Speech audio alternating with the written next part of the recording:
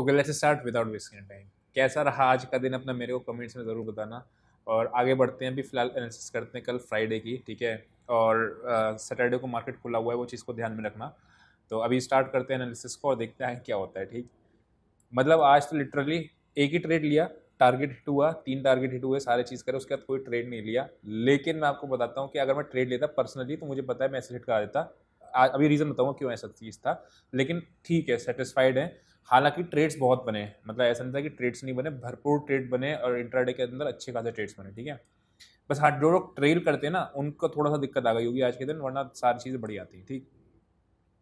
Start करते हैं और आगे बढ़ते हैं, ठीक है। आज के दिन तक अगर मार्केट क्लोजिंग यहाँ दे जाती है ना 500 के नीचे, तो मैं आपको सच बता रहा हूँ, मार्केट में नेगेटिव सिनेरियो दिख जाता है आपको, फिर आने वाले टाइम में अच्छी खासी वो दिखती है। और एक चीज़ और ध्यान रखना, 47,500 के नीचे की क्लोजिंग हमेशा याद रखना, जब भी होगी तो एक गिरावट अब की बार नहीं रुकेगा मार्केट, जब भी 47,500 के नीचे क्लोजिंग देगा। क्लोज नहीं दे पा रहा है, जाता है नीचे, नीचे जाके ऊपर आ जाता है, वो चीज़ को ध्यान में रखना। अभी एनालिसिस को स्टार्ट करते हैं और आगे बढ़ते हैं, ठीक है। ओपनिंग रेंज परफेक्ट चला, शॉर्ट का ट्रेड मिला, बढ़िया नीचे गिरा मार्केट। उसके बाद इस वाली कैंडल ने सबको फंसा दिया, जितने भी शॉर्ट सेलर से फंस गए, चलो कोई बात नहीं। लेकिन अगली ही कैंडल ने, 15 मिनट की कैंडल ने जो गिरावट दी, उसके बाद तो फिर आपको पता ही है, चलो गिर गई मार्केट, चलो ट्रबल है। फिर यहाँ पे इसने डबल बॉटम बनाया और यहाँ के बाद ये आपका मार्केट चलना कहाँ पे शुरू हुआ, एग्जैक्टली 2 बजे के आसपास पे। लेकिन अगर आपके पास, अब मैं बताता हूँ मैंने ट्रेड क्यों नहीं लिया। मैंने एक चीज़ बताया था, इस डेटा को मैं क्या बोलता हूँ, डेटा की अलग अलग कैटेगरीज होती हैं, राइट। क्या क्या कैटेगरी होती है, घंघोर डेटा, डांसिंग डेटा। तो ये आज डांसिंग डेटा के अंदर अपने को ट्रेड को अवॉइड करना होता है, राइट। तो हमने ट्रेड को टोटली क्या किया, अवॉइड किया।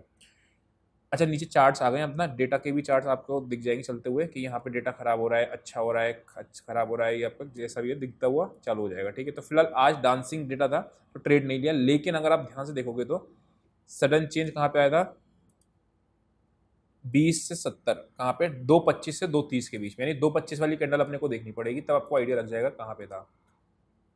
ये देखो 2.25 की कैंडल आपकी कौन सी है, दिस कैंडल, ये रेड कैंडल दिख रही है। यहाँ पे एक सडन चेंज आया था, उसके बाद तो फिर आपको कहानी आ गई, पता ही है ना। यहाँ अगर आप देखोगे तो फिर तो कहानी पूरी दिख ही रही है।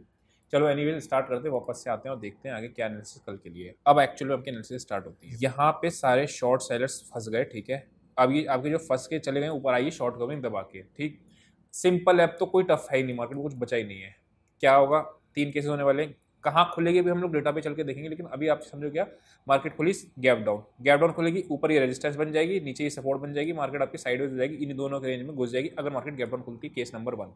देखो इतना श्योरिटी के साथ ये सब चीज़ मैं कैसे बता पाता हूँ, बिकॉज आपको सोचना पड़ता है कि बायर सेलर कहाँ बैठे हैं। अगर ऑप्शन सेलर कॉल बेच के कोई बैठा है तो वो कहाँ बैठा होगा, पुट बेच के बैठा है जो वो कहाँ बैठा होगा। तो वो सारी चीज़ें आपको देखने में इसी से आइडिया लग जाएगा, पता चल जाता है। जब आप धीरे धीरे करके आगे बढ़ते हो, ट्रेडिंग करते हो, तो एनालिसिस में आपको आइडिया लग जाता है, राइट। तो ये तो हो गया गैप डाउन केस।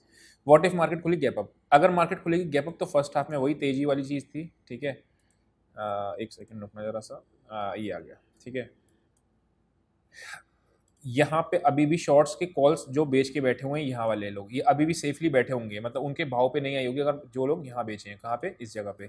तो जब ये ट्रैप होगी तो मार्केट में अलग बड़ा मूव आएगा, फिर 48,200 और 400 और 500 तक के लिए आपको लेके जाएगा वो वाला केस। बहुत बड़ा गैप अप और बहुत बड़ा गैप डाउन के दोनों ही केस में अपने को इग्नोर करना होता है। जैसे आज गैप अप बड़ा लगाता है ना, तो खुलते ही अपने को नहीं करना था, ओपनिंग का ट्रेड चला था, लेकिन खुलते ही बायर की साइड तो ऑब्वियसली नहीं जाना होता जब बड़ा गैप अप लगता है तो, ठीक। उसके बाद अगर आप देखोगे तो समवेयर अराउंड ये आपका अगर गैप अप खुलती तो ये आपको एक रजिस्टर से काम करेगा।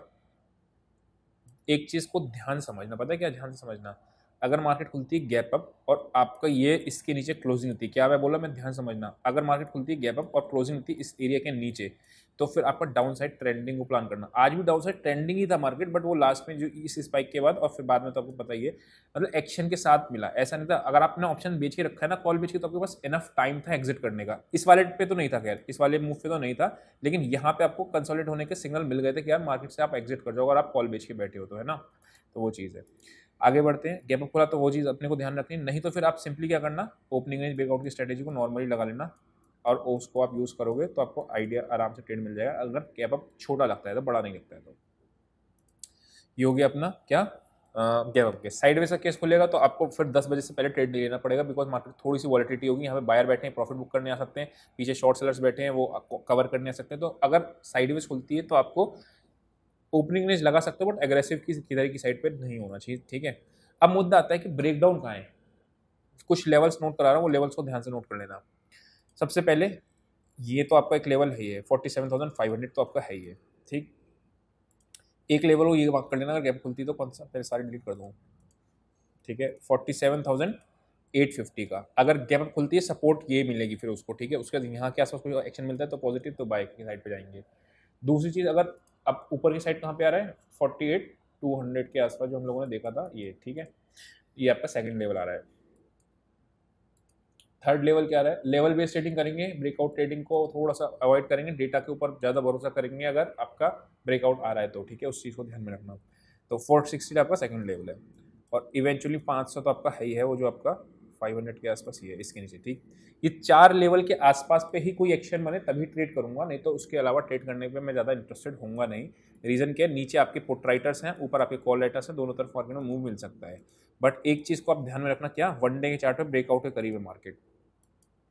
देखो कहाँ पे, इसके ऊपर क्लोजिंग दे गए, जो मार्केट में अच्छी चीज़ है मार्केट में बायर्स के लिए, तो वो चीज़ को ध्यान में रखना। बड़ा कंफ्यूज किया वैसे आज के दिन, अगर आज के दिन ये क्लोज नीचे दे जाती तो बड़ा खतरनाक दिन हो जाता, ठीक है। थोड़ा सा खिंच गया मैं जानता हूँ, बट कोई बात नहीं, भावनाओं में बह गया मैं थोड़ा सा ज़्यादा। निफ्टी में देखोगे तो निफ्टी आपका ब्रेकआउट दे चुकी है, ठीक है, और यहाँ से अच्छा उसने रिकवर दिया। जब तक वापस से 22,350 और ये एरिया जो है, मैं भी एक मिनट इसको डिलीट कर देता हूँ, छोटे टाइम फ्रेम पे आता हूँ, वाइड लगेगा। अभी देखेंगे कहाँ पे ऑप्शन चेन में डेटा प्लेस है, ठीक है।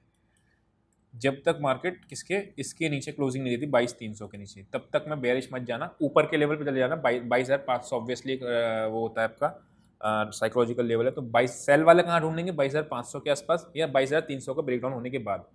अदरवाइज जो बाइंग की साइड प्रेफर करते हैं उनको एक लिख कौन सा 323 और 330 आपका एक लेवल है, जहाँ पे आप बाइंग की साइड को सोच सकते हो अगर आपको बाई जाना है तो।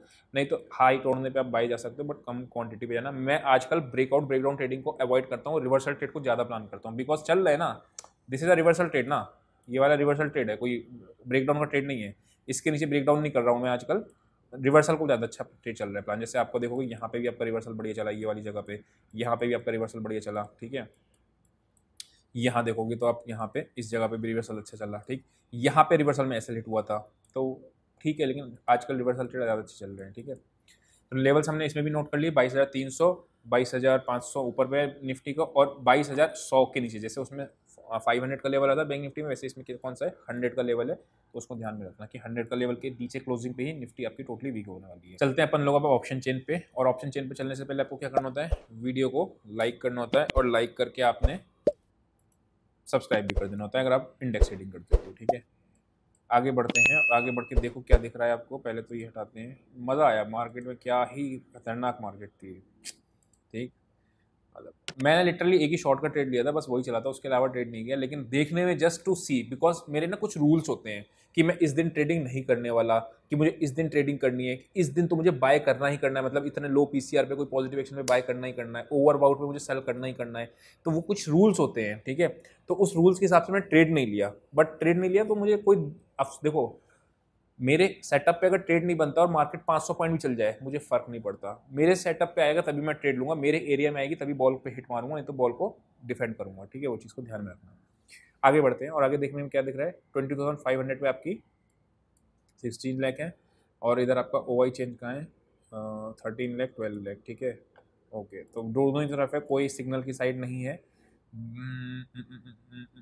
अच्छा, एक चीज़ आप मुझे कमेंट्स में बताना, ठीक है। कमेंट्स में क्या बताओगे कि मार्केट में एवरेज क्लोजिंग नीचे क्यों हुई, मतलब सॉरी मैंने तो आप बोल ही दिया, खैर। नहीं तो आप ये बताओ कि मार्केट में लास्ट ट्रेडिंग प्राइस तो ऊपर जा रहा था 420 के आसपास, तो मार्केट क्लोज 392 पे क्यों हुआ, ठीक है। वो आप मुझे बताना, देखते हैं आप कितनी नॉलेज है। Change in Y, okay, call letters trapped है ऑलरेडी, दिख रहा है। ओ माय गॉड, 22,100 तक सारे कॉल लेटर्स ट्रैप है, तो ये तो पहला हफ्ता तेजी का रखेंगे ही रखेंगे, ये ऐसा दिख रहा है। और पुट राइटर्स कहाँ तक है, कहीं नहीं है, ठीक है। निफ्टी आ गया, बैंक निफ्टी आ गया। एक चीज़ को ध्यान में रखना, यहाँ पे कुछ पुट्स पड़ी हुई हैं, अभी शाम को देखेंगे वो राइटिंग है या नहीं है। ये 22,550 के आसपास, ओ सॉरी ये गलत देख लिया, यहाँ पे आपका देखोगे 22,600 के आसपास, मतलब कि 22,600 तक मार्केट को लेके जा रहे हैं निफ्टी को क्या।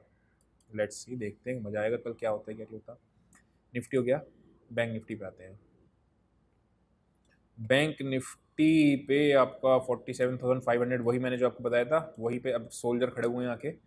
और ऊपर आपका 5 लाख, 3 लाख, 3 लाख, 5 लाख।